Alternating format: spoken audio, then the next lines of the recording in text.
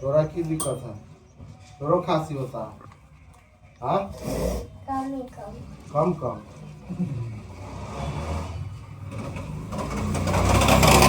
कफ निकलता? कफ मुंह से निकलता? खाना कथी खाया? दाल। दाल भात। खांसी होता है दाल भात खाता है?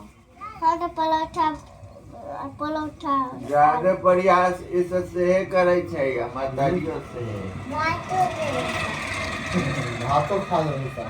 इतना तू तू खाता? मम्मी से तोरा मम्मी ने खिलावे था। नाम कथी है तेरा? हाँ? रेहान कौन नाम रखा है तेरा? मम्मी ये तो मियाँ वाला नाम। हाँ? हम रामानंद रख दी देवानंद के भाई बदल दिया नवानंद रहते हैं ना? तू क्या नाम पढ़ता है? LKG? वो नर्सरी में है, तू LKG में? हाँ? हट।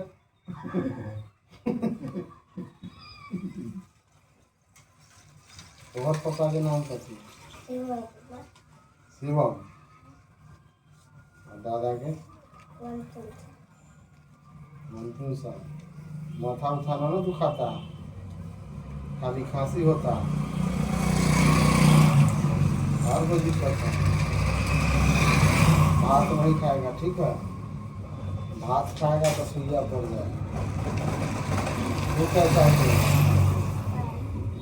5 साल? 3 साल? कैसा हमको? एक 6 अब होता है और का 4 है दो